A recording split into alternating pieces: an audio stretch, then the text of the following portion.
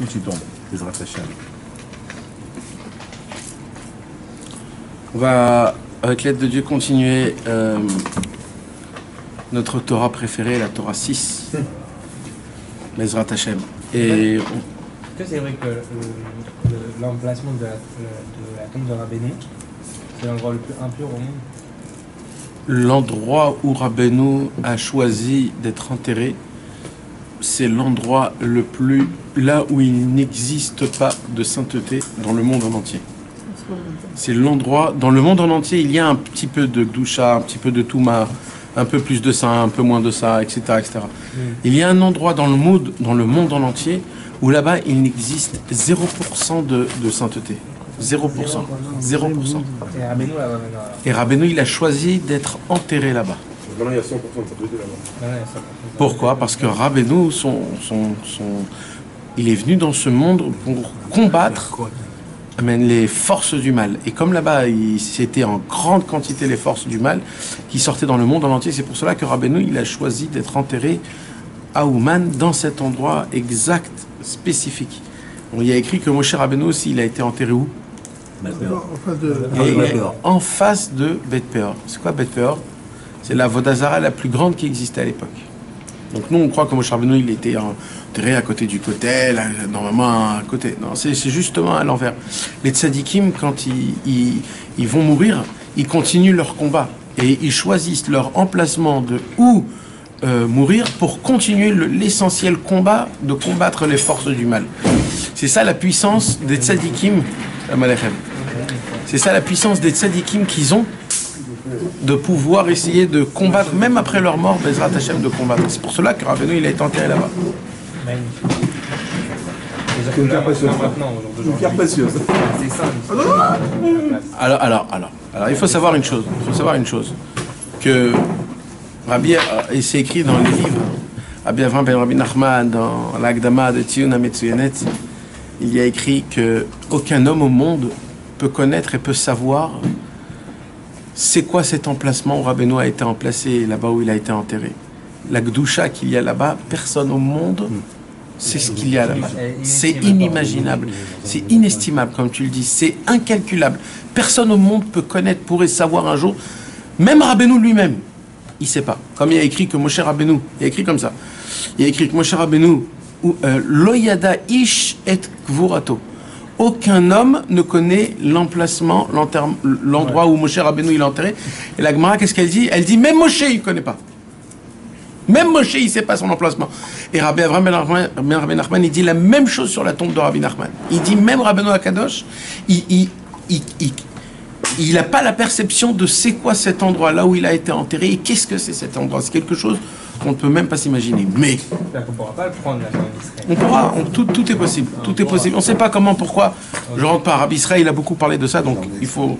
Mais ce qu'il faudrait savoir aussi, c'est une autre chose, c'est quoi? C'est que c'est vrai que Ouman, la tombe de Rabbi Nachman, l'endroit, l'emplacement, le Beth Midrash autour, etc. C'est un makom qu'on peut appeler le Kodesh HaKodashim, Mamash. Mamash, le Kodesh HaKodashim. Pourquoi il n'a pas été là-bas pour les 30 000 mais ça, c'est une parmi des milliers de réponses. Mais c'est certain que oui. Ah ouais?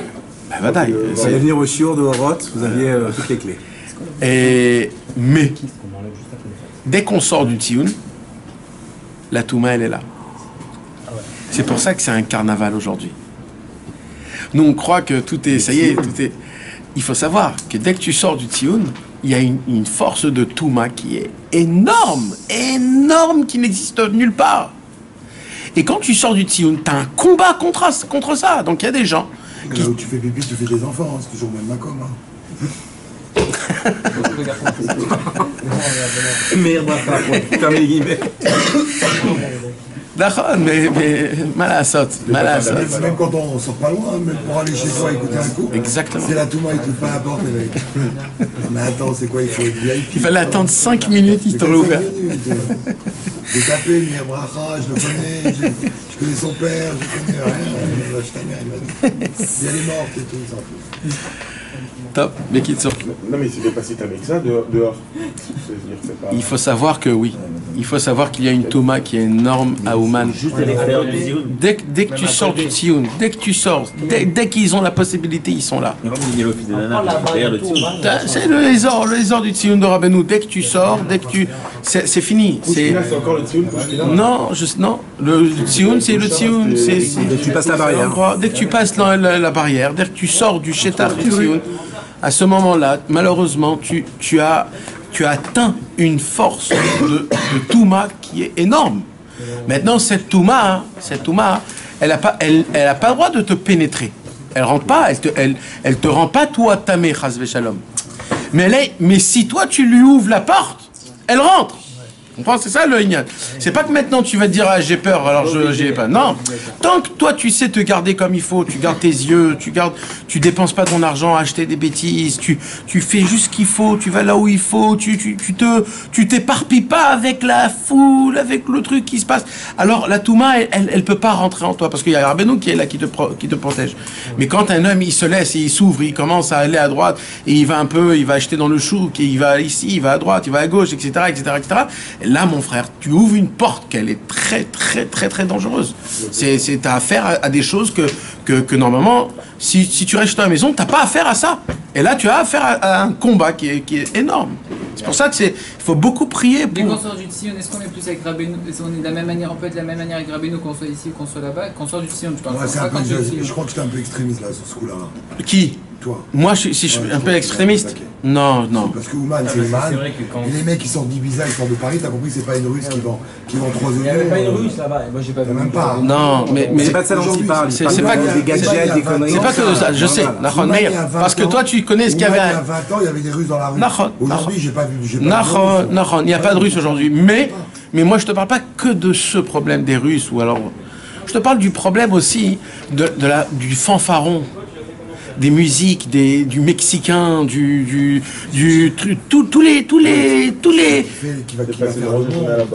Alors, qu'est-ce qui se passe? Normalement, le Tsioun de Rabbeinu, c'est un endroit, comme on dit, c'est le Kodesh HaKodashim. Le Kohen Gadol, il rentrait une fois dans la journée, une fois dans l'année, il rentrait à Yom Kippour avec c'était le Tsioun de Rabbeinu, c'était un monument, c'était un endroit où on faisait teshuva, tous le sang que j'avais de tout mon corps, j'étais. Mais maintenant, qu'est-ce qui se passe? Dès que tu sors de dehors, tu rentres tout de suite dans une bulle qui va pas avec ce qui se passe dedans le Tsioun. Je vais vous donner un exemple. Lag Baomer. Lag Baomer. Je sais pas si vous savez ça, mais pendant Lag Baomer, il se passe un truc que tous les tzadikim ils disent. Ils disent comme ça, ils disent dedans le Tsioun, c'est Yom Kippour. Et dehors, c'est Purim. Purim Kippour. Pourquoi? Pourquoi? Il dit parce que quand tu rentres pour aller chez Rabbi Shimon Bar Yochai, tout le monde chante, tout le monde danse, il y a la simcha, c'est un truc de malade, tout le monde. Et au moment où tu rentres dans la petite pièce, d'un coup il y a un silence et tout le monde est en train de prier. C'est vrai. Ça, c'est un effet qui existe, que tu le vois. C'est exactement pareil chez Rabbeinu, sache. C'est exactement pareil. Quand tu es proche des 4 amot de Rabbeinu, t'es pas pareil, t'es pas dans le même monde. T'es passé à un autre stade, c'est un autre truc. Maintenant, dès que tu sors d'un endroit pareil, et tout de suite t'as affaire à, je vais manger un hot dog, je vais manger un sushi, le sushi bar. Ok, au niveau de l'ambiance, d'accord, au niveau du mot Touma, t'as été fort quand même. Touma, c'est fort.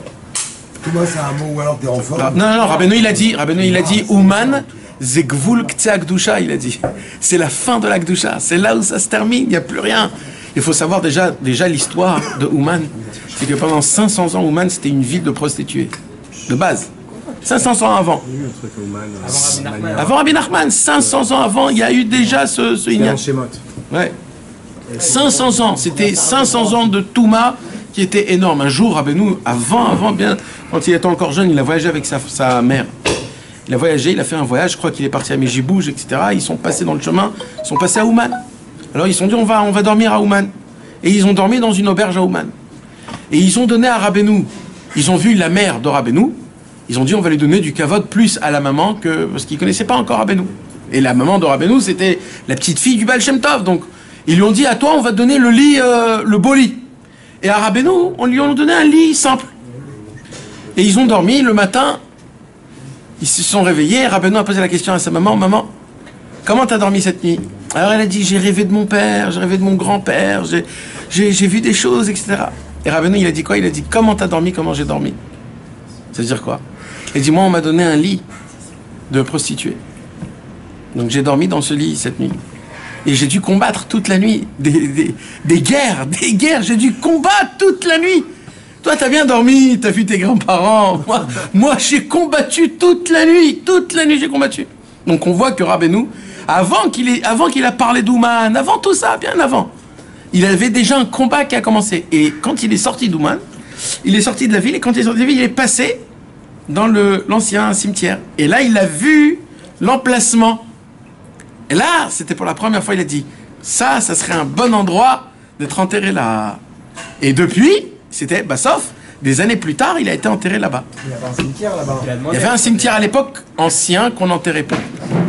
Pourquoi? Parce qu'il était rempli. Et en plus, il y avait les 30 000. À l'époque, il n'y avait pas cette montagne qu'il y avait. Donc, il y avait Mamash. On voyait une montagne de 30 000 juifs qui étaient Chas v'Shalom partis. Donc, il a dit, je veux Mamash être enterré là-bas. C'est vraiment, je veux être enterré là-bas. Et ça a fait son effet. C'est comme ça que Rabbeinu... C'est à ce moment. C'est à ce moment qu'il a dit, je voudrais. Et quand Rabbeinu, il est mort, c'était pas Pachout qu'on l'enterre à Ouman. Il y avait tous les Breslev qui disaient... Oui, mais ils disaient, mais la majorité des Chassidés de Breslev, ils habitaient dans la ville de Breslev, alors on va l'enterrer dans la ville de Breslev. Et il y en a qui ont dit non, la première ville, Medvedivke, parce que là-bas aussi, il a commencé. Il y en a qui disaient non, il y a plus de gens à Teplik. Il y en a qui disaient non. Il y avait un balagan. Et le Baal Shem Tov de l'enterrer peut-être à Mejibouj. Et là, qui est-ce qui a intervenu? Comme par hasard. Non, Rabbi Nathan. Le problème, c'est quoi? C'est que Rabbi Nathan, lui, il savait que l'emplacement de Rabbeinu, c'était à Ouman, là-bas où il a dit. Mais qui va l'écouter à Rabbi Nathan? Parce qu'il y avait plein d'autres des tzadikim, des autres élèves. Qui va l'écouter? Rabbi Nathan, il était le seul. Qui est-ce qui est venu en sa faveur? Comme par hasard, regardez des fois quand Hirschberg. C'était qui Hirschberg? Hirschberg, c'était un rachat. C'était un homme qui était athée complètement, un philosophe de très très haut niveau. Que quand Rabbeinu il est venu à Ouman, il a commencé à le ramener Bitchouva. Et cet homme-là, Rabbeinu il est mort trop tôt, donc il n'a pas pu faire Teshuvah parfaitement. Mais ce qui est sûr et certain, c'est qu'il est passé de stade athée à stade d'être un juif qui croit en Hachem, etc., etc. Et lui, comme c'était un homme qui était très important dans tout l'Ukraine, dans tout Tcherkass, il est venu chez Rabbi Nathan, il a dit, Rabbi Nathan, je sais que Rabbeinu, vous connaissez le vrai Ratzon de Rabbeinu. C'est où que Rabbeinu il va être enterré?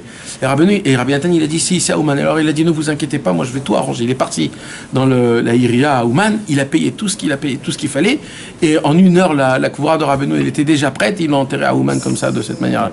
On raconte sur Hirschberg que Hirschberg, quand Rabbeinu il est mort, il était tellement déboussolé, parce qu'il était en plein milieu de faire Teshuvah. Mais un homme comme ça, il ne peut pas faire Teshuvah en un clin d'œil. C'était un homme qui était tellement loin d'Hachem qu'on ne peut même pas s'imaginer. Pour que vous puissiez comprendre, Rabbi Levi Yitzhak de Berditchov, qu'il était on dit le Sanégorian de Shel Israël, on dit l'avocat du Ham Israël, tellement il parlait en faveur du Ham Israël. Quand il a vu pour la première fois Hirschberg, qu'est-ce qu'il a dit sur Hirschberg? Il a dit Metzach Hanachash. Le Sanégorian de Shel Israël, il a dit sur Hirschberg Metzach Hanachash. Il est du niveau du serpent du front. Le plus haut. Et Rabbeinu, il s'est occupé avec Hirschberg quand il était à Ouman pendant 6 mois. Il jouait aux échecs avec lui, il lui parlait de Emouna, il le matait. Et malheureusement, Rabbeinu est mort trop vite. Hirschberg n'a pas pu faire Teshuvah parfaitement. Quand Rabbeinu il est mort, en plus Rabbeinu il a demandé à Rabbi Nathan et à Rabbi Naftali, je vous interdis de parler avec Hirschberg parce qu'il est tellement puissant dans sa Touma que même vous, il peut vous faire des points d'interrogation dans la Emouna. Ne parlez pas avec eux. Donc, comme personne ne voulait parler avec Hirschberg, le pauvre, il est resté là où il était. Alors il ne savait pas quoi faire. Qu'est-ce qu'il est allé? Il est parti habiter à Londres. Et Baruch Hashem, que comme à Londres, tout est formel, et que c'était un homme qui était très important, il y a un portrait de Hirschberg aujourd'hui. Et Hirschberg aujourd'hui, il est enterré dans l'université de Oxford. Et il y a des Chassidés Breslev qui vont là-bas faire le Tikkun Neklali sur Hirschberg, sur la tombe de Hirschberg. Pourquoi? Parce que Hirschberg, on voit sa photo, comment il est, on voit que c'est un vrai goy. Le pauvre, il restait de lui de juif. Mais il y a une chose qu'on raconte, et ces petits-enfants à Hirschberg qui racontent, que quand Hirschberg il était sur son lit en train de mourir, il y a un moment où il s'est réveillé, et il a dit « Rebbe, Rebbe, Rebbe, Rebbe !» Et il est mort. C'est-à-dire que Rabbeinu, il est venu le prendre. Et il s'est rappelé de Rabbeinu. Donc, s'il est mort comme ça, c'est qu'il a un inyan avec Rabbeinu. Donc, avec les Chassidei Breslev, ils voyagent, des fois, ceux qui habitent en Angleterre, ils voyagent à Oxford, et là-bas, il est enterré, c'est là-bas où ils font Tikkun HaKlali, dans la tombe de Hirschberg. Et Alvaï qu'un jour, on aura le mérite de le faire, parce que, au Hachem, il a eu ce mérite, Hirschberg, d'être proche de Rabbeinu et de faire beaucoup de choses pour Rabbeinu. Mais bon, tout ça, c'était un petit peu... Moi, Nathan, tu m'avais dit, alors, quand tu es en dehors du Tsioun, Rabbeinu peut être avec toi de la même manière qu'il est avec toi dans Ouman, quoi. Il n'y a pas de Enyan particulier d'être dans la ville de Ouman. C'est-à-dire, si Rabbeinu tu l'as avec toi, tu l'as dans ton cœur, il est avec toi ici, il est avec toi si tu habites en France. Alors si c'est ça, on n'a pas besoin de voyager à Ouman. Non, tu vas au Tsioun. En dehors du Tsioun. En dehors du Tsioun. Dès que tu sors du Tsioun, il y a une Touma incroyable. Une Touma qui est grande, mais il y a quand même, dans le même endroit, comme il y a de la Touma, il y a aussi de la Kdusha, il faut que tu saches. Et un jour, Rabbi Nathan, il a dit à son fils, Rabbi Yitzhak, il a dit, si tu peux pas venir au Tsioun, alors tiens-toi en face, dans le chouk, dans le marché en face, dans la maison en face, et au moins de là-bas, vois de loin le Tsioun, parce que c'est très important de voir un lien avec les yeux. Il faut que nos yeux regardent, il y a toute une Torah, on a étudié cette Torah, c'est la Torah numéro 40. Il y a toute une Torah où Rabbeinu il parle du fait qu'un homme il doit voir le Tsioun de Rabbeinu. Il doit avoir un contact entre Rabbeinu et toi et tes yeux. Comme par exemple quand on fait la Kdusha Nagdishar Venaritzar Kenom Sear Sotzar Fe Kodesh. Qu'est-ce qui se passe? Le Midrash il dit quand on dit Kadosh, il faut lever ses petits pieds. Pourquoi il faut lever les pieds? Jamais vous êtes posé la question. Pourquoi on lève les pieds? Il y en a qui disent qu'il faut se baisser, il y en a qui disent qu'il faut... Il y a plein de inyanim, c'est pas stam... Pourquoi il faut lever les pieds? Alors le Midrash il raconte, c'est écrit dans Mishnah Brura, que d'abord on ressemble à qui? On ressemble aux anges. Premièrement, et comme les anges, ils n'ont pas de pied, ils ont un seul pied, et eux, ils peuvent pas marcher, ils marchent pas. Alors ils font quoi les anges? Qui sautent. Ils peuvent que sauter, ils peuvent pas marcher, parce qu'ils n'ont pas de deux pieds, ils ont un seul pied. Leur pied, c'est pour se tenir. Pourquoi on met nos pieds comme ça dans la Mida? On veut ressembler aux anges. Donc on met nos pieds comme si c'est un seul pied. Alors maintenant, comment un ange, il fait montrer qu'il avance ou qu'il se passe quelque chose? Il saute. Alors quand on dit Kadosh, Kadosh, Kadosh, on veut ressembler aux anges, alors on lève nos pieds, on fait des petits sautes. Comme ça, on ressemble aux anges. Mais le Mishnah Brura, il rapporte un midrash qui est exceptionnel. Il dit quoi? Il dit au moment, comme ça il dit à Kadosh Baruch Hu, à chaque fois que vous allez prononcer le nom Kadosh, Kadosh, Kadosh, le peuple juif, il dit comme ça à Kadosh Baruch Hu, je vais vous regarder avec mes yeux remplis d'amour. Et vous allez me regarder et il n'y aura plus rien qui pourra nous séparer. Comme ça, il dit le Midrash. Ça veut dire au moment où on dit Kadosh, Kadosh, on lève les yeux au ciel et à ce moment, Hachem, il nous regarde et on regarde les yeux dans les yeux comme deux amoureux et plus rien ne peut nous séparer. Maintenant, pourquoi c'est aussi puissant que ça? C'est exactement pareil, ce Inyan. Le Inyan de Kadosh, Kadosh, Kadosh, il faut le dire, il y a des contextes. Tu dois être 10. Tu peux pas être, si tu n'es pas 10 personnes, tu peux pas dire la Kdusha de Nagdishar Venaritzar. Il y a plusieurs concepts.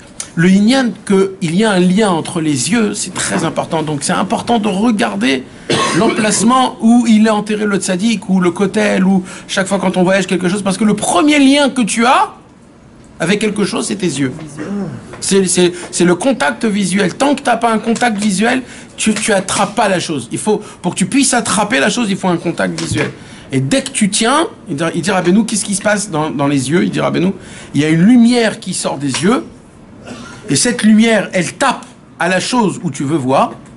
Et cette lumière, quand elle tape, elle revient vers toi, et là tu reçois la Kdusha de l'emplacement. Donc quand un homme il regarde le Tsioun de Rabbeinu, il se passe un truc, il y a des tikkunim qui se passent. Et un des tikkunim, c'est ça, c'est qu'il y a un Or Yachar et un Or Choser qui doit revenir vers toi pour que tu puisses recevoir l'enseignement de Rabbeinu, le chemin que Rabbeinu veut que tu prennes cette année. C'est quoi la Vodat Hashem que tu dois te renforcer, et ainsi de suite, et ainsi de suite, et ainsi de suite. Peut-être qu'il faut le toucher aussi, le Tsioun. C'est aussi un autre niveau. Après, il y a pour le toucher. Pourquoi pour le toucher? C'est exprès que ça soit très dur de toucher. Alors Rabbeinu, avant de mourir, il a dit, quand il a parlé de Ouman Rosh Hashanah, il a dit un jour viendra où il y aura des policiers qui vont vous faire passer tellement il y aura de monde.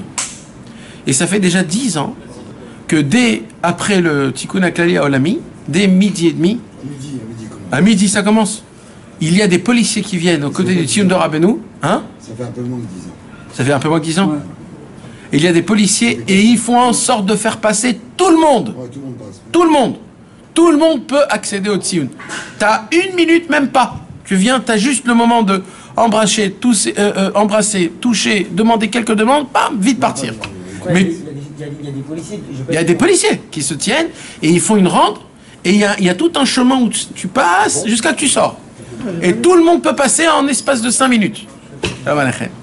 Et ça, c'est Baruch Hashem, ça fait partie de la névoie de Rabbeinu, comment Rabbeinu il a vu les choses, que nous on ne pouvait même pas y croire qu'à son époque il y aurait autant de gens à cause de la marloquette qu'il y avait à son époque. Baruch Hashem qu'aujourd'hui ça se passe. Donc Bezrat Hashem, donc moi ce que je voudrais parler ce soir mes amis, comme on est proche de Yom Kippour, donc il n'y a pas meilleur pour aujourd'hui de parler de... On peut vous dire le cours pour Refoua Shlema. Refoua Shlema, Yaakov ben Avraham, וגם עמנואל בן מרדכי. Emmanuel ben Mordechai, Rachel bat Sarah, Rivka bat Camille, Linda bat Fortuné, Yaakov ben Terach, Latzlacha, David Israël ben Avraham.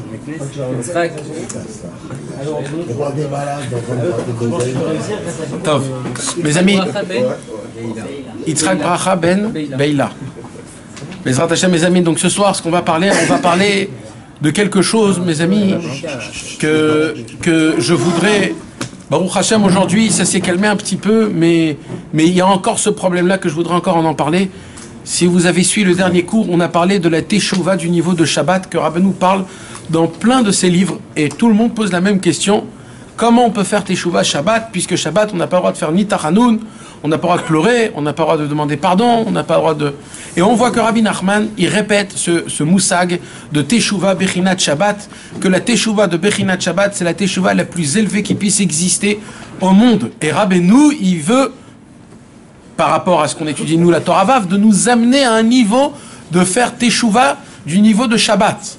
Parce que Teshuvah, qui n'est pas du niveau du Shabbat, c'est une Teshuvah qui est très difficile, qui est très dure, qui a beaucoup de barrières. Et ça, c'est quelque chose que beaucoup de gens, ils le disent sans l'expliquer comment ça fonctionne. Et c'est dommage. Donc, comme ici, on parle de la Teshuvah du niveau de Olam Haba, la Teshuvah du niveau de Shabbat. Donc, c'est pour cela que j'ai dit le cours au dernier que ce cours-là, il sera un peu plus sur le Inyan de Shabbat et le Inyan de la Teshuvah de Shabbat.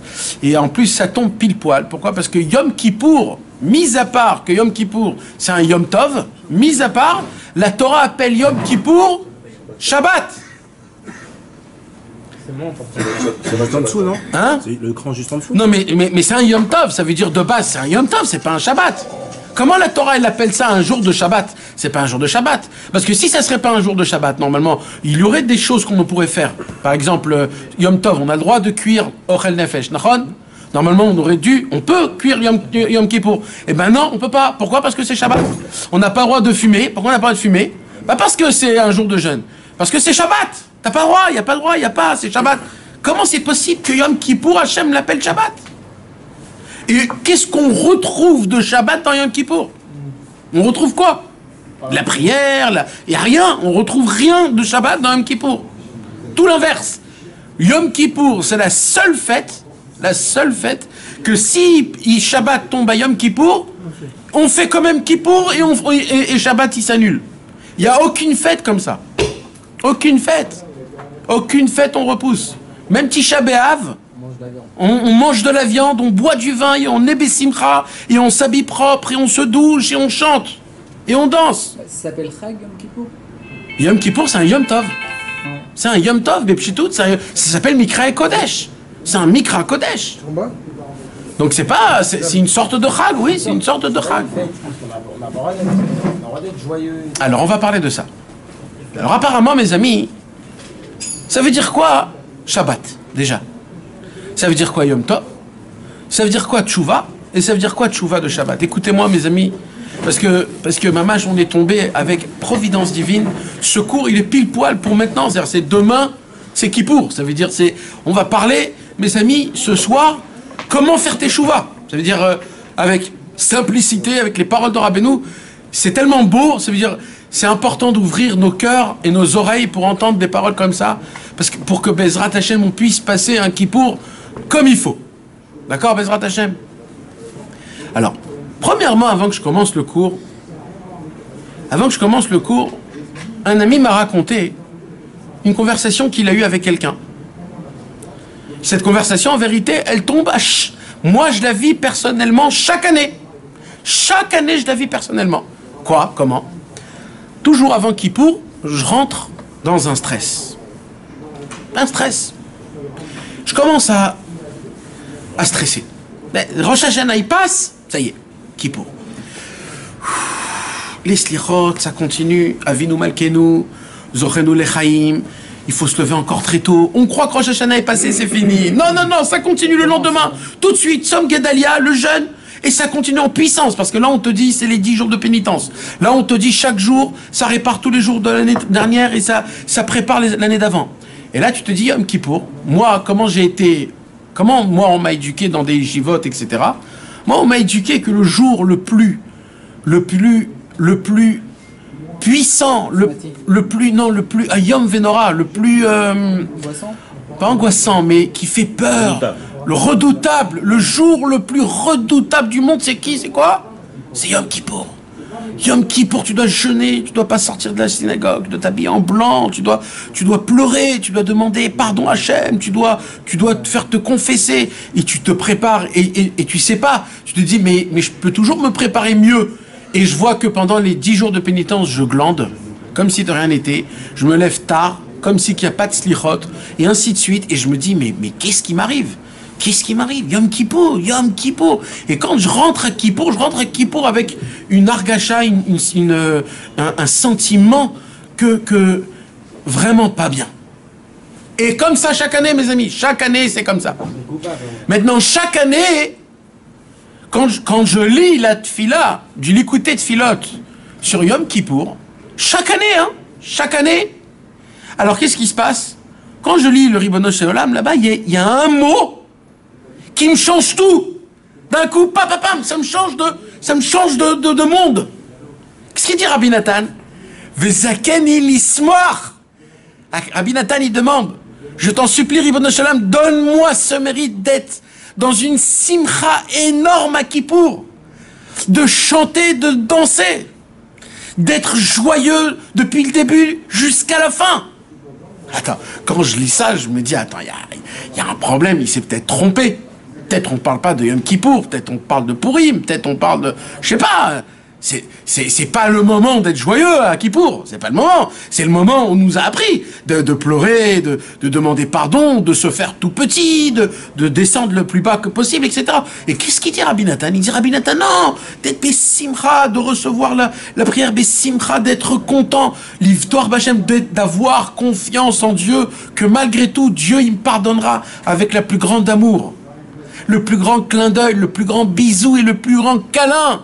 Et il va tous nous dire Shana Tova Ometuka, chacun en particulier à Kippour. Alors moi je comprends pas. Alors moi on m'a appris un mode de teshuva qui est un petit peu angoissant, qu'il y a des règles, qu'il y a des limites, que ça commence quelque part et ça termine quelque part.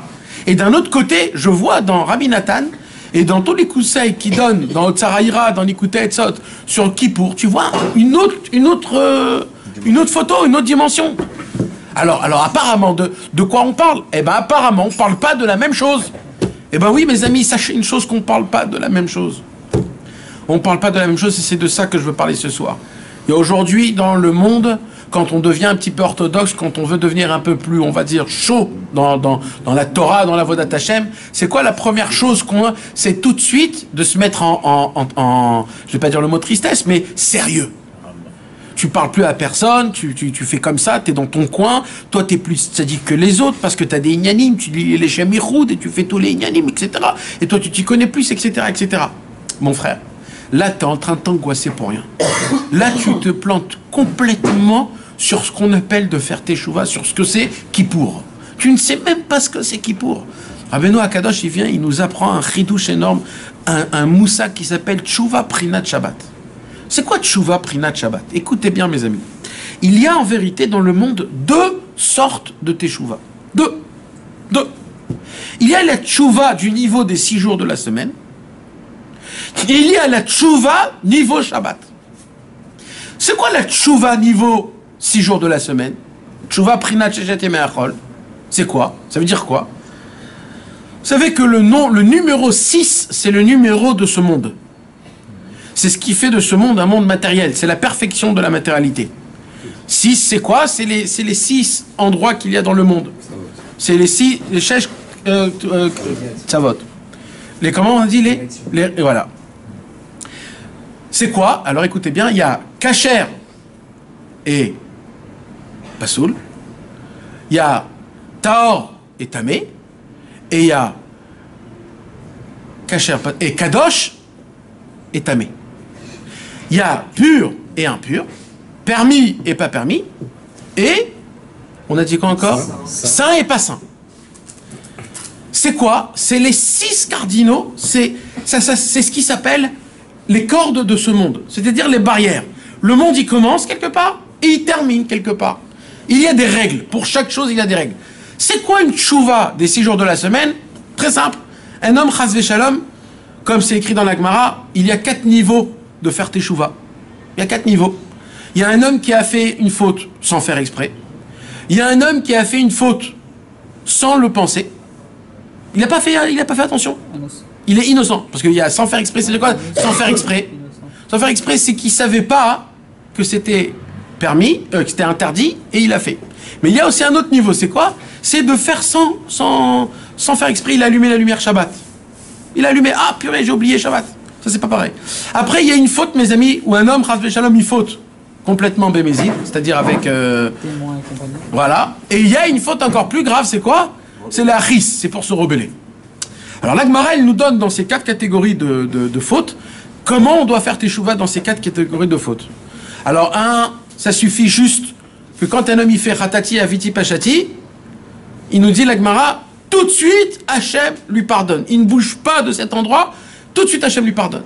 Là c'est pour une faute qui a été faite sans faire exprès, sans le savoir, tout de suite il dit pardon Hachem. Maintenant il y a eu des fautes où il savait mais pas trop. Quand il fait pardon, quand il dit ratati aviti pachati, il y a écrit quoi? Il y a écrit sa faute, elle est pardonnée. Akadosh Baruch Hu lui pardonne. Mais sa faute, elle reste. Elle reste dans l'air. Et quand le Kippour viendra, cette faute, elle va partir. Maintenant, il y a des fautes qui sont un peu plus élevées. C'est quoi? Il y a des fautes où chas v'shalom, un homme, il a fait chas v'shalom, des choses comme faire honte à quelqu'un, ou alors des choses qui sont un peu difficiles, ou un peu très difficiles. Alors, il y a écrit, s'il fait teshuva, Hachem le pardonne tout de suite. Mais sa faute, elle reste. Jusqu'à quand elle reste? Elle dit à la Gemara, jusqu'à le jour de sa mort. Dès qu'il meurt, cette faute, elle part. Maintenant, la Gemara, elle dit, il y a une 4e catégorie de faute, chas v'shalom, qui est très grave. C'est quoi? C'est que quand un homme, il a avoué, il a fait une faute, il dit ratati aviti pachati, la Gemara, elle dit, tout de suite, Akadosh Baruch Hu le pardonne, mais pour enlever cette faute, il faut souffrir. Il n'y a que la souffrance qui peut enlever. Ça, mes amis, c'est quoi? C'est des règles. Tout est réglé, tout est écrit, tout est coordonné, tout est fixé, tout est calculé, tout comme il faut. Sur chaque faute, il y a une tchouva spécifique. Tout. Comment, pourquoi, on connaît exactement les grades de chaque mitzvah, combien il est permis, combien il est interdit, si c'est un karet, si c'est un skila, si c'est un derabanan. Il y a des niveaux, il y a des degrés. D'accord? Mais ça, c'est bien. Tout ça, c'est bien. Quand un homme, il fait teshuva. Alors, comment il doit faire teshuva? S'il vient, il fait juste comme ça, ratati aviti pachati. Bon, il a fait une teshuva qui est un peu sec. Alors, comme on a dit que la teshuva du niveau des 6 jours, elle doit être en fonction, comme c'est écrit dans le livre, il faut que tu pleures, mon frère. Si tu pleures pas, ça s'appelle pas teshuva. Il faut que tu regrettes. Il y a des conditions pour faire teshuva réellement. Donc, c'est compliqué. C'est compliqué de faire teshuva. Ça dépend de moi, en vérité. La teshuva dépend de moi. Si moi je fais, si je donne mes forces, si je fais tout ce que je peux, alors peut-être Hachem me pardonnerait. Et il y a une teshuva, Rabbi Nathan il dit, qui s'appelle le Shabbat. C'est quoi la teshuva de Shabbat? Il dit la teshuva de Shabbat, c'est pas une teshuva sur des fautes. C'est pas les fautes. On fait pas teshuva sur des fautes. La teshuva de Shabbat, c'est une teshuva des tzadikim. Sur quoi ils font teshuva, les tzadikim? Il dit Rabbi Nathan, d'après notre Torah, il dit les tzadikim, eux, tous les jours, ils perçoivent Hachem. Et quand ils perçoivent Hachem aujourd'hui, ils découvrent un nouveau Hachem encore plus grand, encore plus fort, encore plus puissant, encore plus... Et dès qu'ils découvrent combien Dieu est grand et combien il est pitié et il est miséricorde, ils se disent, mais tu t'imagines que hier, ma perception d'Hachem, elle était zéro par rapport à aujourd'hui. Comment j'ai pu servir Hachem comme ça? Et c'est sur ça qu'ils font teshuva. Ça s'appelle teshuva du niveau de Shabbat. C'est qui fait teshuva comme ça? C'est que les tzadikim. Pourquoi ce niveau-là, il s'appelle la teshuva du niveau de Shabbat? On l'apprend de la paracha qu'on a lue il y a quelques semaines, comme c'est écrit, Veshavta ad Hashem Elohecha. Tu vas faire teshuva jusqu'à Dieu. C'est-à-dire quoi jusqu'à Dieu? On peut se rapprocher de Dieu? On peut pas. Pourquoi? Parce que Dieu, il est infini. Alors de la même manière, ta teshuva, elle sera infinie. Ça veut dire à chaque fois tu vas percevoir Dieu, comment il est grand, comment il est puissant, tu vas tout, encore une fois, reprendre depuis le début et dire Hachem, c'est la première fois que je te découvre. Je fais teshuva pour tous les endroits où je t'ai servi Hachem, je t'ai servi sans le savoir. Et comme ça, tu montes de niveau en niveau et de niveau en niveau. Maintenant, la teshuva du niveau de Shabbat, c'est une teshuva de quoi? C'est pas un regret en fait, c'est quoi? En fait, c'est de découvrir combien Dieu, il est miséricordieux. Ça veut dire quoi, mes amis? Ça veut dire quoi? Ça veut dire quoi combien Dieu est miséricordieux? Nous, notre problème à nous, c'est qu'on diminue Hachem. On croit qu'à Kadosh Baruch Hu, il y a un niveau où là-bas, sa miséricorde s'arrête. Ça veut dire, si un mec ras veshalom, aujourd'hui, Davka, j'ai étudié dans la Mishnah, Maseret Kritout, aujourd'hui, combien on peut faire de fautes en une seule fois? Un truc de malade. La Mishnah là-bas, elle rapporte une façon que si un homme, il fait quelque chose, il fait 6 carettes en même temps. Et quand tu lis dans Barthénoura pour voir comment il faut qu'il soit comme ça, et comme ça, et comme ça, comme ça, comme ça, tu te dis, mais c'est pas possible. Ça veut dire, imagine-toi un homme, il fait cette faute-là. C'est impossible qu'il a fait, mais imagine-toi qu'il y a un homme qui fait une faute pareille où en un instant, il a 6 carettes. D'Eskila, il a Chilul Shabbat, Yom Kippour, imagine-toi. Un mec comme ça, il va dire, mais c'est pas possible qu'Akadosh Baruch Hu peut me recevoir après tout ce que j'ai fait. C'est pas possible. C'est-à-dire, il y a un niveau où ça s'arrête. Ouais. Et imagine-toi un homme, il le fait tout le temps, ça. Imagine-toi comment il vient, comment un jour, après 40 ans, il veut se rapprocher d'Hachem. Qu'est-ce qu'on peut lui dire à un mec comme ça? On peut lui dire, t'es roubo, rat. T'es que rat. T'es rempli de carettes toute ta vie, tes carettes. Qu'est-ce que tu veux faire? Et si c'est pas un Tinok Shenishba, Chas Veshalom, si c'est un homme qui était là et que Bassof il est tombé, Chas Veshalom, il est arrivé, et c'est Dafka ces gens-là qui tombent encore plus bas que les gens normaux. Et là, c'est ça, mes amis. C'est quoi la tchouva de Brinat Shabbat? C'est quoi? C'est à ça il répond à Binatan. Il dit quoi? Il dit le travail du tzaddik, c'est quoi? C'est de dévoiler la Rachmanout d'Hachem. De dévoiler tout le temps combien Hachem, il est miséricordieux.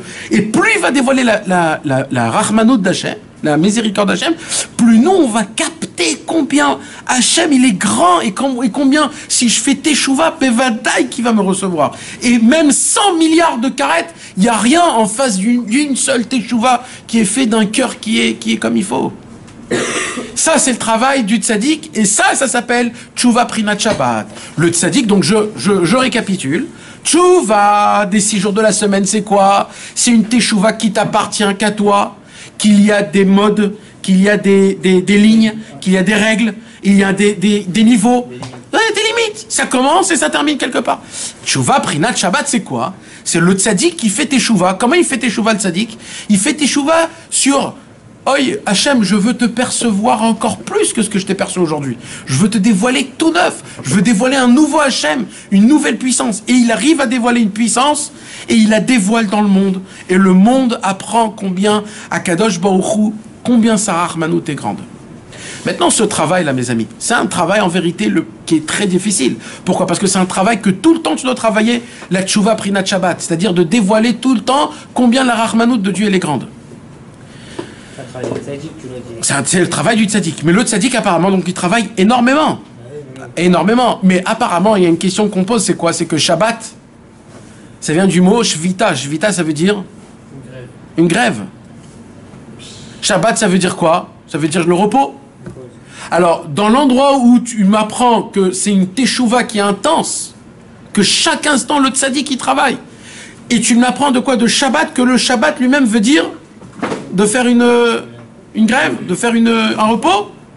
Normalement, c'est à l'envers. C'est les mêmes mots en hébreu. En hébreu, tu dis achigarua, achiragua. Comment tu peux être achigarua? Comment tu peux être le plus bas niveau et en même temps être achiragua? Garoua, ragoua. Ça veut dire quoi d'être ragoua? Ne pas être affolé.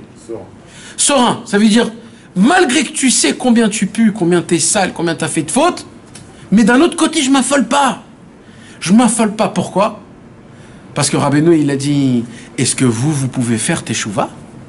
Sur une seule faute dans toute votre vie, vous croyez que vous pouvez faire teshuva? Mais vous pouvez pas faire une teshuva sur un hirour de Avera. Sur une mauvaise pensée, vous pouvez faire pas de teshuva. Une teshuva d'une vie en entière, vous pouvez pas. Si on regarde combien Dieu est grand, combien c'est grave, et le plus petit acte qui est contre la volonté d'Hachem, combien c'est grave. Alors il dit Rabbeinu, alors quoi? Alors il dit Rabbeinu, vous faites teshuva comme si, et moi je vais faire teshuva pour vous. Qu'est-ce qu'il a dit Rabbeinu? Rabbeinu, il a dit, ne vous souciez pas, je marche devant vous. J'ai des très grandes forces. Mes épaules sont très larges. Appuyez-vous sur moi. Qu'est-ce qu'il a dit? Ça veut dire quoi cette parole? Les gens ils croient que cette parole veut dire ouais, Rabbeinu il se prend pour le plus fort. Mais c'est pas une éloge cette parole. Les gens la comprennent pas comme il faut. C'est pas une éloge. C'est un devoir. Qu'est-ce qu'il dit Rabbeinu? Simchou al-Kochi. Appuyez-vous sur moi. C'est un ordre ce que je vous demande. Pourquoi? Parce que des gens fauteurs comme vous, si vous regardez tout seul, vous allez tomber. Par contre, si vous vous appuyez avec moi, sur moi, et vous vous appuyez, et vous faites teshuva, et ça veut dire quoi? Vous faites teshuva, et moi derrière, je vais faire teshuva pour vous. Rabbeinu il a dit, donnez-moi des pierres et du ciment, et je vais vous construire des palais royaux. Ça veut dire quoi? Donne-moi un peu de ta bouche, fais un peu vidouille, donne un peu de ta volonté, fais le peu ce que tu peux. Et le peu que tu peux, moi avec ça je vais créer des mondes dans le ciel. Mais ne crois pas une seule seconde que c'est toi qui fais les choses. Comment on est sommaire sur Rabbeinu? Comment on est sommaire sur Rabbeinu? Avec la Emouna. Alors attends, on va parler de ça. Alors d'abord est-ce que vous connaissez d'abord la fameuse histoire? C'est une histoire mes amis que je ne sais pas pourquoi on n'en parle pas. Mais c'est une histoire qui est tellement importante, c'est une histoire qui est... En plus, c'est notre histoire à nous, la Bible. Vous savez que Eliyahu Hanavi Zachor Letov, c'était un prophète. Et Eliyahu Hanavi Zachor Letov, il avait un élève. Et c'était qui son élève? Est-ce que vous connaissez son nom à Eliyahu? C'était Elisha. Elisha, c'était l'élève de Eliyahu Hanavi Zachor Letov. Quand Eliyahu Hanavi Zachor Letov, il est monté vivant dans les cieux et qu'il est parti de ce monde, c'est qui l'a succédé à Eliyahu Hanavi? C'est Elisha. Il avait un successeur, Ouais, Elisha. C'était son élève. Et c'était aussi un prêtre. Et on raconte, la Bible, tout ça c'est la Bible qui raconte. La Bible raconte que Elisha, il est passé partout là où Eliyahu Hanavi il est passé. Et tous les miracles qu'Eliyahu Hanavi il a fait, Elisha il les a fait en double. Pour faire montrer que Mamash c'est lui le successeur. Maintenant Elisha, écoutez l'histoire exceptionnelle. Elisha, il avait un élève aussi. Son élève, il s'appelait comment? Gehazi. Mais malheureusement, mes amis, Gehazi, c'était pas un bon élève. Malheureusement, Gehazi, c'était un petit rachat. C'était un petit rachat. Et la Bible nous raconte, et le Midrash, il raconte un peu plus, comment Gehazi, il volait de l'argent. Maintenant, comment il volait? Pas avec méchanceté. Il volait avec de la finesse. Ça veut dire quoi? Ça veut dire il vendait des choses, il roulait, il arnaquait. Il faisait en sorte de faire montrer aux gens qui se font rouler, mais bon, ça y est, je me suis fait rouler, allez, laisse tomber. Il se faisait rouler avec finesse. Voilà. Et Gehazi, comme ça, il gagnait son argent. Et il adorait faire beaucoup d'argent. Et à part ça, elle nous raconte la Torah, que Gehazi était aussi un homme qui adorait, Chas v'Shalom, la passion sexuelle. Et il allait à droite à gauche avec des femmes. Et pareil, il faisait pas Chas v'Shalom avec Efkerut, comme on dit, avec négligence totale et fierté, mais il le faisait quand même. Ça veut dire, d'un côté, c'était pas un rachat gamour, mais d'un autre côté, c'était, comme on va dire aujourd'hui, un peu comme nous tous aujourd'hui, quelqu'un qui aime ce monde, et il aime aussi son rave, et il aime aussi la Torah. C'est un kiffeur. Un kiffeur, exact. C'était un kiffeur, en fait. Voilà, voilà. C'est pas un Ashkenaz, c'est sûr. The New Generation Ashkenaz, c'est pas pareil. Alors maintenant, mes amis, écoutez la belle histoire. Cette histoire, mes amis, c'est une hitraskout énorme. Vraiment, c'est un renforcement qui est exceptionnel. Un jour, Elisha, il passe dans une... C'est une des haftarot qu'on lit, un des Shabbatot. Un jour, Elisha, il rentre dans une ville. Et quand il rentre dans cette ville, il y a une femme qui sort tout de suite. Et il dit, Elisha, Elisha, Elisha, Elisha. Qu'est-ce qu'il y a, madame? Elle lui dit, tu te rappelles le fils qu'un jour tu m'avais béni parce que j'avais pas d'enfant, tu m'as béni que j'aurais des enfants, bah sauf j'ai eu un enfant. Eh ben l'enfant qui est venu après des années que je l'attendais, eh ben il est mort. Il est mort. Qu'est-ce que je dois faire?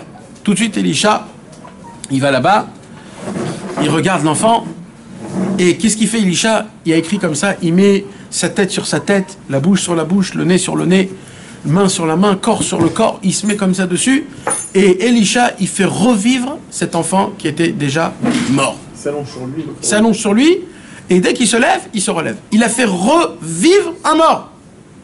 Top. Tout le monde en a parlé, etc., etc. Plusieurs temps plus tard, il y a une autre histoire qui est pareille. Quelqu'un qui vient chez Elisha, il dit, Elisha, Elisha, j'ai un mort, il est mort maintenant, viens, prie pour mon fils. Qu'est-ce qu'il fait, Elisha?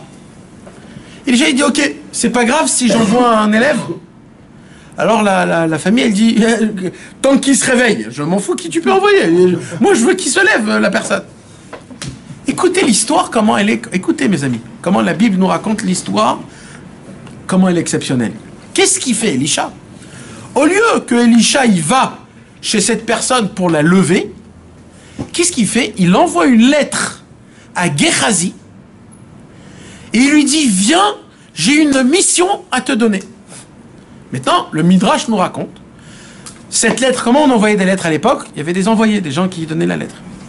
Donc Elisha, il donne la lettre à l'envoyé, l'envoyé, il prend son cheval, il voyage. Quand il voyage dans le cheval, il vient, on lui dit où il est, il frappe à la porte. Comment il sort, Gehazi? Il sort à moitié nu de la maison. Et l'envoyé, il voit que dans la maison, il y a un carnage. Et le mec, il était en plein milieu de faire des trucs pas bien. Il sort comme ça, il ouvre la lettre, et qu'est-ce qu'il lit la lettre? À moitié nu, avec un carnage dans sa chambre. J'ai besoin que tu réveilles un mort. Viens auprès de moi, et je vais t'envoyer chez un mort, et tu vas le réveiller par tes prières. À qui il envoie cette lettre? Réveiller un mort? Mais attends, jamais on a entendu des trucs pareils. C'est qui réveille des morts? C'est Hachem. À qui il envoie une lettre? À un homme qui est en train de fauter là, à moitié nu. Le mec, il est à moitié nu. Limite, il y avait des tfilotes, des kavanotes, des ichoudim. Limite, c'était... Il lui demandait de faire des choses. Écoutez bien, mes amis, l'histoire. Vite, Elisha, il s'habille. Il fonce chez son maître. Et il vient et il dit, écoutez bien, son maître, Elisha, qui connaissait tout, il lui dit deux choses. Il lui dit, cindre-toi, ça veut dire, mets ta ceinture, prépare-toi. Et deuxièmement, et appuie-toi sur ma canne. Sur ma canne. Appuie-toi sur ma canne, comme ça il lui a dit. Et va dans la famille Intel, et là-bas, tu vas revivre un mort. Qu'est-ce qu'il fait, Elisha? Comme un bon élève, parce que c'est, après tout, c'est Gehazi, pardon. Après tout, c'est vrai que c'était un rachat. Mais après tout, c'était quand même un bon juif. C'était pas un méchant. Tu comprends? Il avait des tavotes. Il était tenté. Mais c'était toujours un bon élève. Tout de suite, lui, il se pose pas de questions. Il va. Et le Midrash nous raconte, écoutez cette histoire, comment elle est exceptionnelle. Le Midrash raconte que quand il va vers cette maison, les gens autour, qui connaissaient Gehazi, lui disent, qu'est-ce que tu fais ici, Gehazi? Il dit, je suis venu faire revivre un mort. Ils lui ont dit, attends, t'es sérieux là? Toi, tu vas revivre un mort? Mais qui tu es? T'es un rachat, on te connaît dans tous les peuples, on te connaît dans tous les endroits, on te voit là-bas. T'es jamais là à la synagogue. Qu'est-ce que tu vas faire revivre un mort, toi? Mais tu peux pas faire revivre un mort. Qu'est-ce qu'il leur dit? Il leur dit non, moi je peux pas, mais je suis l'envoyé de Elisha. Puisque je suis l'envoyé d'Elisha, c'est pas moi qui va revivre le mort. C'est Elisha qui va revivre le mort. Mais à travers moi. Moi, je dois avoir la émouna que je suis attaché à Elisha. Si je suis attaché à Elisha, je peux faire revivre le mort. Mais si je suis pas attaché à Elisha, mais vadaï que je peux pas faire revivre le mort. Qu'est-ce qu'il nous raconte le Midrash? Qu'à chaque fois qu'il se rapprochait, il y avait toujours des autres copains de l'ancienne vie qui lui disaient la même chose. Mais qui tu es, toi, Gehazi? Tu vas faire revivre des morts, mais tu te prends pour qui, etc. Et vous savez ce qu'il dit, le Midrash? Le Midrash nous raconte comme ça. Tellement il y avait des gens qui lui ont posé cette question et qui lui ont dit, mais qui tu es, etc., qu'il s'est demandé, il s'est dit, mais moi, je sais qui je suis. Je sais les fautes que j'ai fait. Moi, je peux être un élève de Elisha. Je peux pas être un élève de Elisha. Jamais de la vie. Alors, moi, je vais aller là-bas, je ne pourrai jamais faire revivre le mort. Vous savez ce qui s'est passé? Il est arrivé devant la famille et il n'a pas fait revivre. Il n'a pas fait revivre. C'était Elisha qui a dû revenir et refaire pour le faire revivre. Et là, mes amis, il y a une grande question. C'est quoi cette histoire? Rabbi Nathan, il nous explique cette histoire, un chidouche exceptionnel. Il dit, Rabbi Nathan, il dit, Elisha, c'est qui? C'est le tzaddik. C'est équivalent au tzaddik. Chaque génération, il y a un tzaddik. Et parmi plein de générations, Hachem fait descendre un tzaddik général qui inclut en lui tous les tzaddikim. Quand Moshe Rabbeinu est descendu, Moshe Rabbeinu était l'inclus de Adam Arishon, Avraham, tous les tzaddikim qu'il y avait avant Moshe. Moshe, quand il est descendu, il incluait en lui tous les tzaddikim de toutes les générations qu'il y avait avant. Avraham, Yitzhak, Yaakov, Yosef Hatzadik, Reuven, Shimon, Lévi, tous les tzaddikim. Quand un tzaddik général descend, ce tzaddik-là, il a une puissance de quoi? C'est une porte qui s'ouvre pour pouvoir servir Hachem en mode que fois 1 milliard. Pourquoi? Parce que si tu t'attaches à lui, tellement il est puissant ce tzaddik que tu t'inclus en lui, tu deviens lui. Ce que lui il fait, c'est ce que toi tu fais. Il y a juste une seule chose à faire, s'annuler à lui. C'est tout. Croire en lui. Malachem lidog, me'achar shani olech lifnechem. Pourquoi vous vous souciez puisque je marche devant vous, il a dit Rabbeinu. Et ainsi de suite. Quand Rabbi Shimon Bar Yochai, il est venu dans ce monde, Rabbi Shimon Bar Yochai, il incluait en lui tous les tzadikim qu'il y avait avant. Tous les tzadikim. Rabbi Akiva, Rabbi Yochanan ben Zakkai, Rabbi Elazar, tous les tzadikim, tous les nevim, tout ce qu'il y avait avant.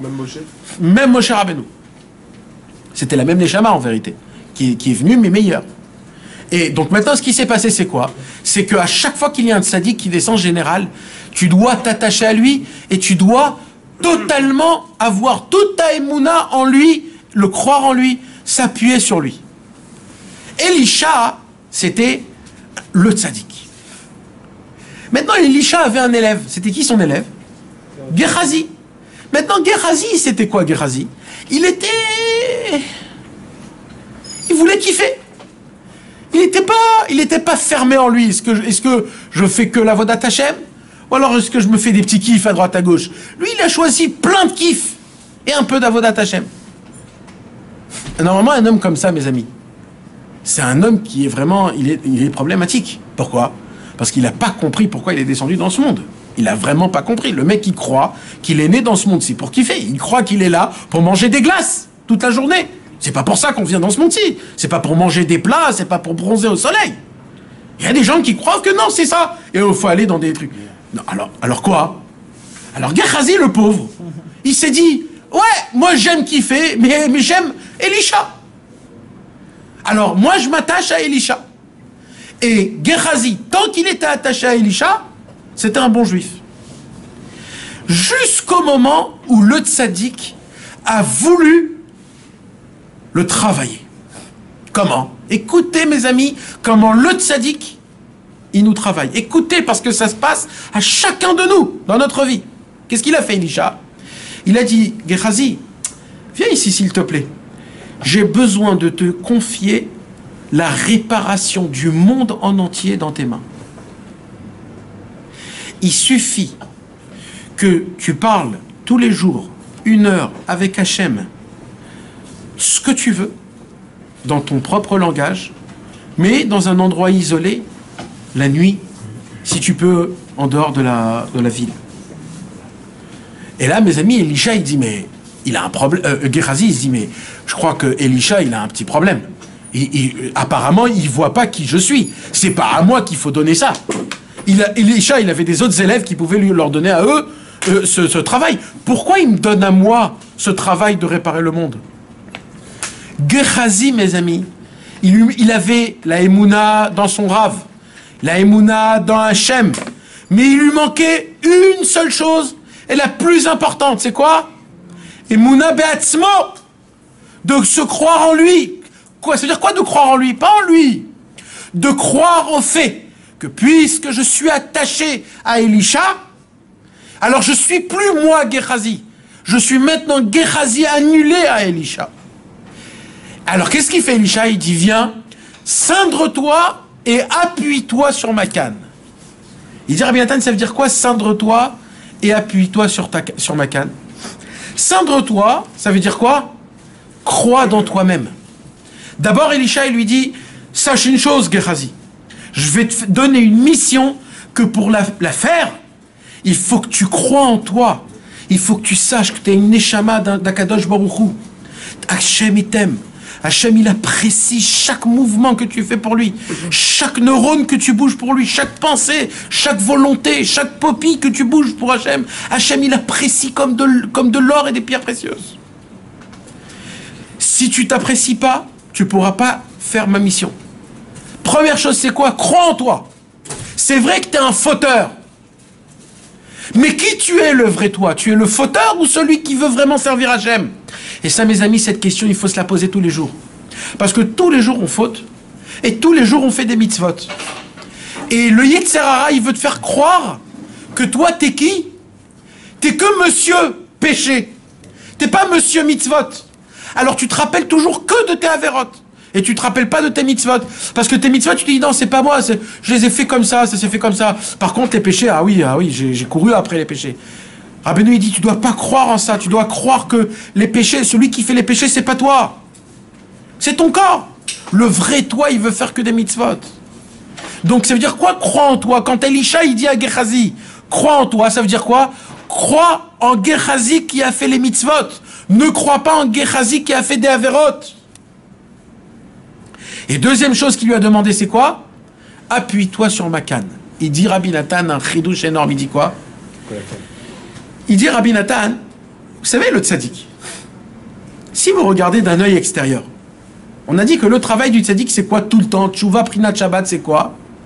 C'est tout le temps de dévoiler la nouvelle pitié et miséricorde d'Hachem, combien Hachem est grand et miséricordieux, combien Hachem est prêt à nous recevoir, combien. Si c'est ça, mes amis, imaginez-vous le travail du tzaddik quand il dévoile une grandeur d'Hachem, combien il est grand. Et que d'un coup, il se dit, quoi, il y a encore plus grand que ça, et il doit se casser la tête jusqu'à qu'il trouve une grandeur encore plus grande. Comment il fait ce travail, le tzaddik? Comment? Ce tzaddik, il descend en bas dans ce monde, et il voit comment les juifs, ils font des fautes. Et là, il dit, oulala, c'est quoi ces fautes-là? Jamais j'ai vu des fautes pareilles. Va savoir si Hachem, il connaît ses fautes. Même Hachem, il connaît pas ces fautes qui existent aujourd'hui. Avec l'Internet, avec tout ce qui se passe. C'est des fautes qui n'existent même pas dans la Torah, tellement ils sont graves. Alors là, le tzaddik, avec ça, il peut monter dans le ciel, et il dit, là, maintenant, j'ai besoin d'une rachamim, une rachmanout, pas petite. Là, j'ai besoin d'une rachmanout énorme, que malgré que ce juif, il a fait comme ça, et comme ça, et comme ça, il a fait exprès, et pendant ça, malgré tout ça, il faut que je trouve que Hachem, même à lui, il a une pitié et miséricorde, et il lui fait teshuva. Et grâce à ça, le tzaddik, il lui fait teshuva. Il dit, Rabbi Nathan, donc le tzaddik lui-même, il dépend de quoi, en vérité? Ne croyez pas que le tzaddik, il a carte grise, comment? Blanche. Il a carte blanche partout. Ne croyez pas. Le tzaddik, s'il a une carte qu'il n'a pas, il est foutu.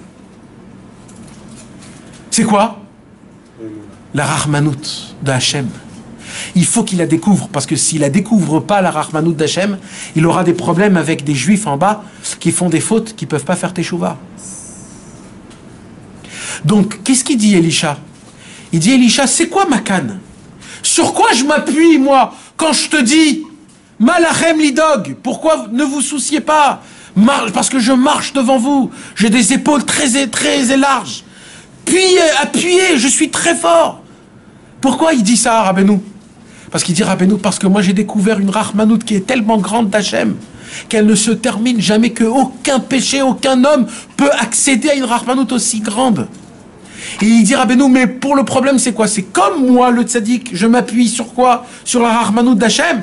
Toi aussi, Gehazi, appuie-toi sur la Rahmanout d'Hachem. C'est quoi la Rahmanout d'Hachem? C'est quand je fais la comptabilité de ma vie, de l'année, de cette année qui est passée, ou de cette semaine qui est passée. Et quand je fais la comptabilité, je vois que je suis en minus vis-à-vis d'Hachem. Je ne me suis pas levé toutes les slichot. Je me suis mal conduit pendant les 10 jours de pénitence. J'ai mal prié. J'ai continué tout ce que je faisais l'année dernière, en demandant pardon à Ouman. Alors quoi? Je suis un menteur. Alors qu'est-ce qu'il vient? Il vient Rabbeinu, il dit non. Appuie-toi sur la Rahmanout d'Hachem. La pitié, la miséricorde de Dieu, elle est plus grande que toi. Et crois en toi. C'est ce que Elisha demandait à Gehazi. Et Gehazi, mes amis, il s'est renforcé dans ces deux choses. Il s'est dit, je vais croire en Elisha, mais croire en moi, je ne peux pas croire en moi parce que je sais qui je suis. Et c'est pour cela, mes amis, que quand Gehazi, il est allé, le Yetzer Hara, il a voulu le tenter, et quand les gens ils sont venus, ils lui ont dit, mais qui tu es toi pour faire revivre un mort? Il s'est dit, bah ils ont raison, j'ai fauté. C'est pas moi qu'Hachem il va écouter ma prière à Yom Kippour, puisque moi, je viens à Yom Kippour tout sale. C'est pas de moi. Moi, je suis un fauteur. Je salis ma pensée, je salis mes yeux, je salis tout. Je peux pas me permettre de dire que mes prières sont reçues, que je peux faire teshuva. Et parce qu'il n'avait pas de Emouna dans son maître Elisha, et il n'avait pas de Emouna en lui-même, il n'a pas pu faire les actes de son maître. Sachez, mes amis, Rabbeinu nous demande deux choses. Rabbeinu nous demande une chose, c'est quoi? Croyez-vous en vous-même. Vous ne savez pas qui vous êtes. Il dit, Rabbeinu, moi je sais qui vous êtes. Moi seul au monde, je sais qui vous êtes. Moi je sais d'où vous venez. Personne au monde sait d'où vous venez. Moi je sais qui vous êtes, dit Rabbeinu. Donc moi je peux vous dire, croyez en vous-même. Vous avez une puissance que vous ne connaissez pas. Et deuxième chose, croyez en moi. Parce que vous ne savez pas qui je suis. Croyez en moi, je suis le tzaddik général, le kolel, le sechel à kolel, qui est même tic tous les amtakot de tous les dinim possibles. Je suis le tzaddik qui a trouvé la Rahmanout d'Hachem. J'ai découvert dans le monde comment on fait teshuva. Avant que je continue, mes amis, la Gemara dans Masechet Shabbat nous parle de Shabbat. La Gemara nous raconte une histoire très spéciale. Un jour, Hachem appelle Moshe Rabbeinu. Moshe, viens s'il te plaît. Moshe, il vient. Il dit, Moshe, j'ai un cadeau à donner au peuple juif. Et avant que je le donne, je veux que tu vas leur annoncer. Ça veut dire quoi? Moshe Rabbeinu, il dit, ok, qu'est-ce que je dois annoncer? Moshe Rabbeinu, Hachem, il lui dit, va annoncer que je vais leur donner le cadeau de Shabbat.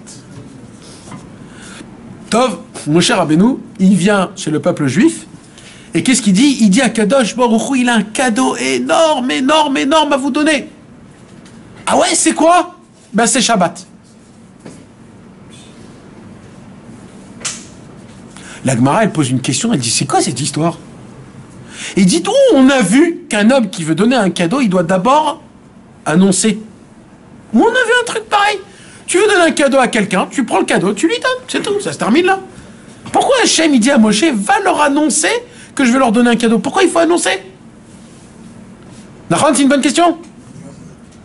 Alors la Gemara, elle répond. Qu'est-ce qu'elle répond, la Gemara? Elle dit, en vérité, c'est quand qu'on doit annoncer un cadeau? On doit annoncer un cadeau que si ce cadeau, le monsieur qui va recevoir le cadeau, il ne va pas savoir qu'il a reçu un cadeau. Mais si le cadeau, il va se faire savoir qu'il a été reçu par quelqu'un, alors il n'a pas besoin de lui dire. Par exemple, un homme, il veut faire un cadeau à son ami. Qu'est-ce qu'il fait? Il fait un virement de son compte au compte de son ami de 1000 shekels l'Irvot Shabbat. Maintenant, son ami, ça se peut qu'il ne le saura jamais. Il va juste voir qu'il y a eu 1000 shekels en plus. Bon, il s'est dit, ah, ça doit rentrer de quelque part. Ça se peut qu'il ne le saura jamais. La Gemara, elle vient et dit, si il ne le saura jamais, ça, il faut lui dire.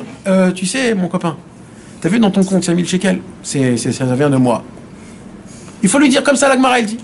Par contre, si tu vas donner un cadeau, il y a écrit ton nom, etc., là, tu n'as pas besoin de dire à ton ami, écoute, je t'ai donné un cadeau, rappelle-toi, non, c'est pas la peine, pourquoi? Parce que le cadeau, il arrivait à sa place, et lui, celui qui reçoit le cadeau, il sait de qui est venu le cadeau. Donc, la Gemara nous apprend, de là on apprend, il dit Rabbi Nathan, que Shabbat... Je parle de cadeau, pas de tzedaka. De cadeau? Non, mais c'est pareil, cadeau... non, pas de tzedaka, je parle du cadeau. C'est un exemple que j'ai donné avec l'argent. On parle du cadeau. Donc, qu'est-ce qu'il dit Rabbi Nathan? Il dit donc, Rabbi Nathan, si Hachem, il a demandé à Moshe Rabbeinu de d'abord annoncer qu'on va recevoir Shabbat, et après il nous a donné le Shabbat, de là on apprend que Shabbat, si on me le dit pas que je l'ai, je sais pas que je l'ai. D'accord? C'est un cadeau que je peux vivre avec sans savoir que j'ai ce cadeau-là qui s'appelle Shabbat. Attends, d'abord vous avez compris ça? Non, je répète. Hachem, il dit à Moshe, va leur annoncer que je vais leur donner un cadeau, et ce cadeau, il s'appelle Shabbat. T'entends? La Gemara, elle pose la question, pourquoi Hachem doit dire à Moshe de devancer qu'il y a un cadeau? Moi, Hachem, il donne le Shabbat directement. Pourquoi il faut que Moshe, il donne ce message? Alors la Gemara, elle répond, c'est quand tu dois donner un message avant le cadeau, c'est si le cadeau, quand la personne le reçoit, il ne sait pas qu'il a reçu un cadeau. Alors là, tu dois lui dire, tu sais, je t'ai acheté un cadeau. Mais un cadeau que tu donnes à quelqu'un, que ce cadeau-là, dans tous les cas, il va savoir qu'il a eu et de qui il a eu, tu n'as pas besoin de le dire avant. Donc, si Hachem, il a dit à Moshe, va leur dire que je vais leur donner un cadeau, de là on apprend quoi? Que j'ai la possibilité de vivre toute une vie Shabbat sans savoir ce que c'est Shabbat. Hein? On sait que c'est Dieu qui donne le Shabbat, c'est quoi ce mot? Ah! Alors de quoi on parle alors? Ça, je te pose la question. Alors de quoi on parle? De Béhémet que c'est Shabbat. Pas juste du 7e jour. Pas juste de Mouktsé, les Chalot et le Kiddush. D'avoir la conscience que c'est un cadeau. Alors c'est quoi Shabbat? Alors écoute bien ce qu'il dit. Alors l'Agmara pose une question, elle continue à poser la question l'Agmara. Qu'est-ce qu'elle pose? Comme tout ça, Rabbi Nathan y rapporte. Dans le Likuta Halachot sur la Torah Vav de cette Torah. Qu'est-ce qu'il dit? L'Agmara, elle pose la question, elle dit, mais toutes les mitzvot, personne ne sait. C'est quoi le Sahar? C'est pas que Shabbat.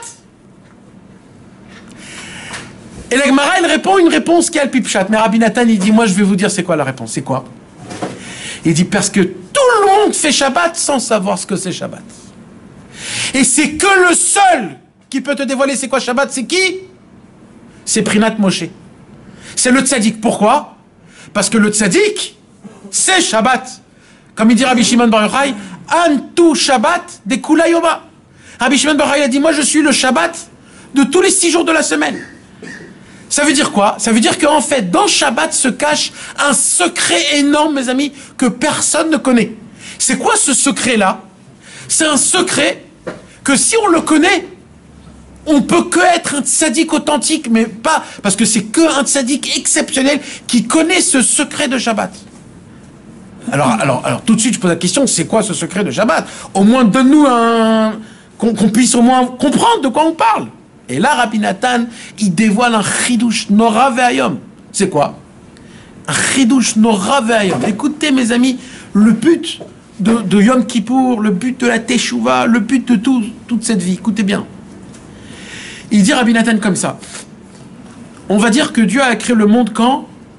Dimanche. Nachon? Yom Rishon. Yom Rishon, Dieu a créé le monde. Yom Sheni, Yom Shlishi, Yom Revi, Yom Chamishi, Yom Shishi. Il a créé l'être humain. Et Yom Shabbat, Akadosh Baruch Hu, il s'est reposé. D'accord? Si Dieu a créé le monde Yom Rishon le matin, dimanche matin, c'est quand qu'Hachem a eu la volonté de créer le monde, les êtres humains, la Torah, les Juifs, les Tzadikim, l'Avodat Hashem, le service divin, la Simcha, la Emouna, la Shema, c'est quand? Shabbat d'avant. C'est quand? C'est-à-dire? C'est-à-dire? Non, c'est-à-dire Seuda Shlishit. Il est pas mort, on l'a tué. Seuda Shlishit. C'est pour ça que Seuda Shlishit, ça s'appelle quoi? Rava de Ravin, qui veut dire en hébreu Ratzon Shebartzonot. C'est quoi Ratzon? C'est la volonté d'Hachem. Écoutez bien. C'est la Tfilat Mincha. Écoutez bien, mes amis. C'est pour ça que les Mikoualim, ils font 1h30 d'ailleurs. Nachon, et c'est pour cela que c'est tellement important Seuda Shlishit. C'est pour cela que le Baal Shem Tov, il a institué de manger la Seuda Shlishit dans une synagogue avec des amis en chantant des chants. C'est pour ça que Seuda Shlishit, c'était un moment de qu'on dit la Torah, c'est-à-dire un enseignement. C'est-à-dire que, hein, c'est mamash, exactement. C'est le repas qui est les Shem Shamaim aussi. C'est pour ça que la Seuda Shlishit, elle est tellement importante. Alors écoutez bien, mes amis, si c'est ça, écoutez, c'est parce que là on est en train d'étudier le sod de Shabbat, écoutez bien. Si donc la création du monde, elle s'est faite dimanche, donc la volonté de créer le monde, en fait la volonté de tout ce qu'on fait aujourd'hui, parce que tout ce qu'on fait aujourd'hui était où? Dans la volonté d'Hachem. Quand je vais boire du café, c'est ça là, c'était où? Dans la volonté d'Hachem. Tout est parce que Hachem il veut pas quelque chose de général. Quand Hachem il veut quelque chose, c'est les pirté pratim. C'est-à-dire que même cette mechitza elle soit comme ça, tout c'est la volonté d'Hachem. Donc en fait toute la création de 6000 ans était où? Dans la pensée d'Hachem quand? Seuda Shlishit, Mincha de Shabbat et juste avant, c'est-à-dire Shabbat. Donc on pose la question maintenant, qu'est-ce qu'il y avait à ce moment-là? À Mincha de Shabbat avant la création du monde. Qu'est-ce qu'il y avait? Alors la Gemara, elle nous dit, qu'est-ce qu'il y avait à l'époque? Ce qui va se passer dans le futur, il y avait au tout début. Qu'est-ce qui va se passer dans le futur? Az Yemale Sechok Pinu. Vatisrak Leyom Acharon. Qu'est-ce qui se passait? Qu'est-ce qui se passe? Qu'est-ce qui a écrit qui va se passer à la fin de tous les temps? Akadosh Baruch Hu va s'amuser et va rigoler avec nous. Si c'était ça, donc, qu'est-ce qui s'est passé avant la création du monde? À Mincha de Shabbat, avant la création du monde, qu'est-ce qu'il y avait? Il y avait ce même srok. Il y avait cette même joie. On était, nous, avec Hachem, comme c'est écrit dans Mishle Perekret, Veye etzlo amon, sha'ashuim yom yom. Qu'est-ce qu'il dit Rashi? Il dit, qu'est-ce qu'il faisait à Kadosh Baruch Hu avec nous 2000 ans avant la création du monde?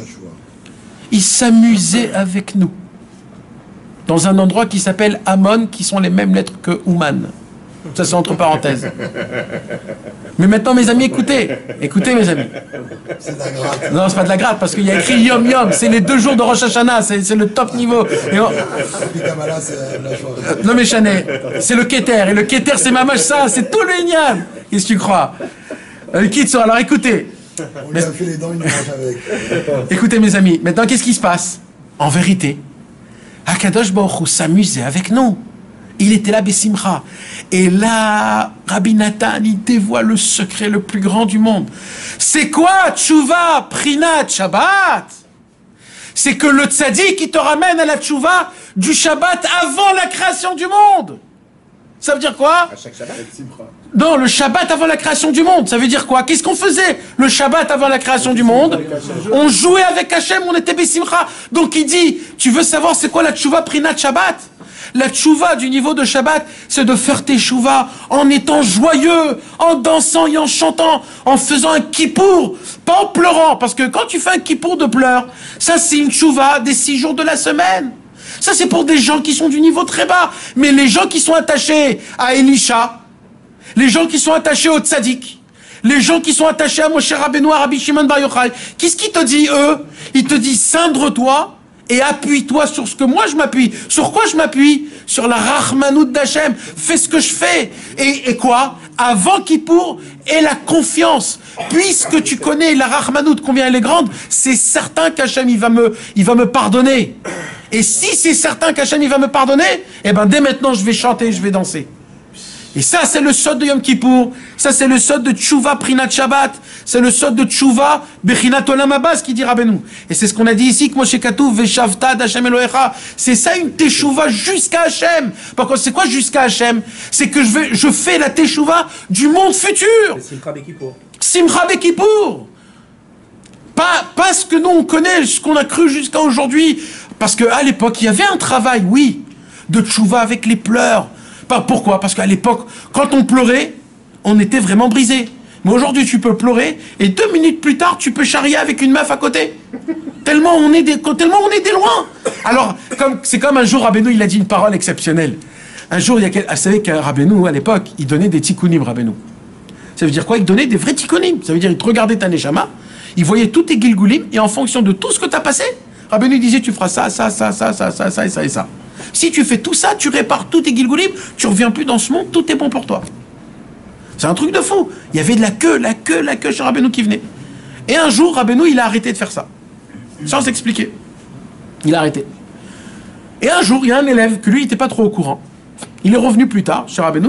Et la première chose qu'il a dit, Rabbeinu, nous les tikkun, donnez-moi un tikkun. Rabbeinu, il lui a dit, mais t'es pas au courant que ça fait longtemps que j'ai arrêté ça. Il lui dit pourquoi? Il lui dit parce que maintenant il y a Rosh Hashanah. Tout celui qui est venu à Ouman à Rosh Hashanah, il n'a plus besoin de faire tous ces tikkunim là. Alors il lui dit mais quand même, donne-moi quelque chose. Il lui dit sache une chose. Comme ça il dit Rabbeinu. Si tu viens à Ouman à Rosh Hashanah, tout ce que tu peux faire en plus, ça sert à rien. Et même si tu le fais, et si tu n'es pas venu à Ouman à Rosh Hashanah, tout ce que tu peux faire, ça t'aidera pas. Pourquoi? Parce que mes amis, aujourd'hui, regardez aujourd'hui, à l'époque, quand on jeûnait une journée, à l'époque, notre corps était brisé, on avait envie d'une teshuva, on voulait vraiment se rapprocher d'Hachem, on tombait pas en colère, on était gentil, on était bien.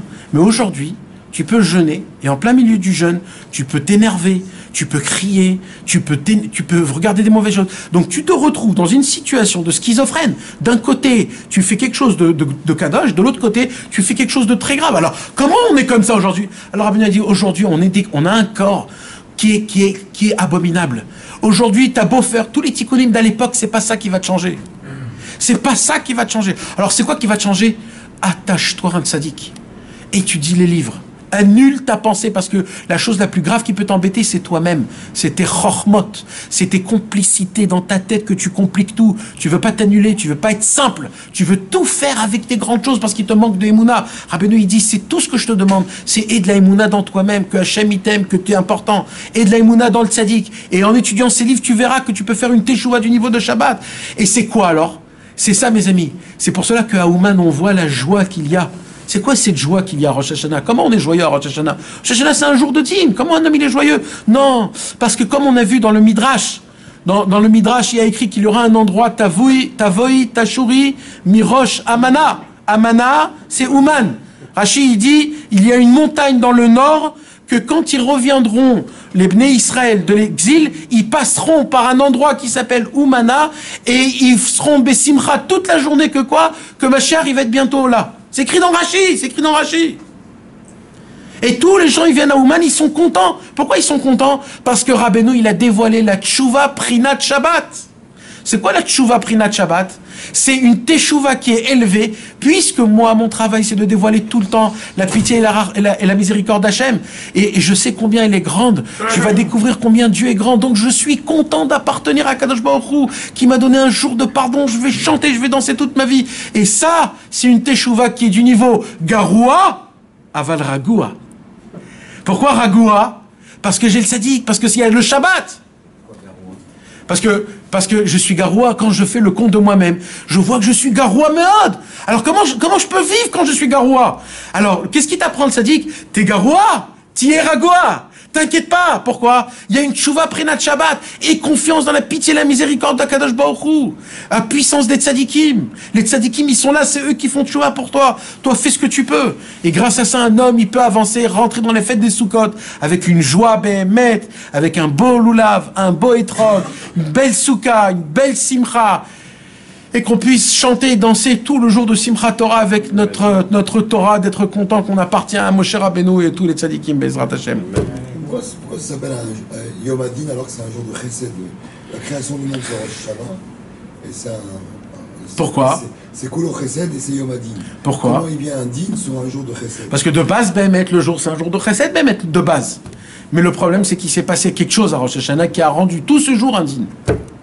C'est la faute de l'arbre de la connaissance qui s'est passé le matin même de Rosh Hashanah. C'est pour ça que c'est devenu un Yom Adin. Et c'est devenu tout de suite le Yom Adin. Parce que le premier din qui a été fait, c'était à Adam Arishon, le jour de Rosh Hashanah. Et comme c'est le premier din, ça sera toujours le Yom Adin. C'était toujours Rosh Hashanah. Toujours Rosh Hashanah le matin. C'est pour ça que Rabbeinu nous demande de venir à Rosh Hashanah. Il dit à Baruchou. Pourquoi il dit à Baruchou? Avant que Adam Arishon il fasse la faute, tu passes dans le Yom Adin. Ça veut dire que t'es encore plus propre que plus propre. C'est ça qu'il dit Rabbeinu. À Baruchou. Pourquoi il dit à Baruchou Dafka? Il aurait pu dire à Keter, il aurait pu dire le lendemain. Non, il a dit dès que tu dis Baruchou et Tachamam et Vorach Arvit de l'aile Rosh Hashanah, tu passes tout de suite en jugement. Pourquoi? Avant que demain Adam Arishon il fasse la faute de la connaissance. Comme ça. Voilà mes amis. Ça me fait penser à une question que mon fils nous a posée le premier soir. Pourquoi Rosh Hashanah, il me demandait, Tom, pourquoi est-ce qu'on ne dit pas Bereshit, puisque c'est la création du monde? Vous posez cette question.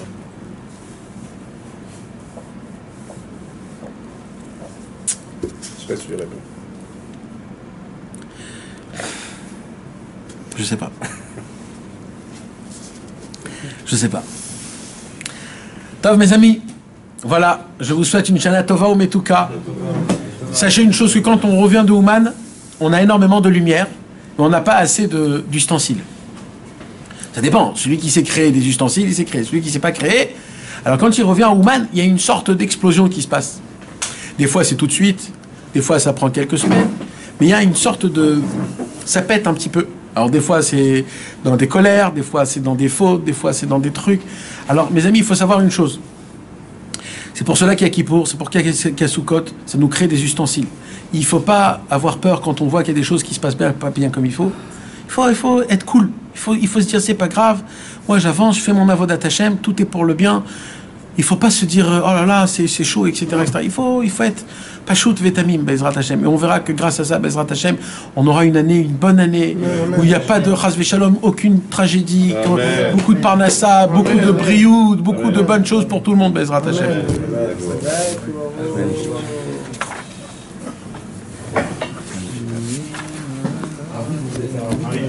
Alors dis-toi. Tu veux choisir ta place? Il veut place déjà.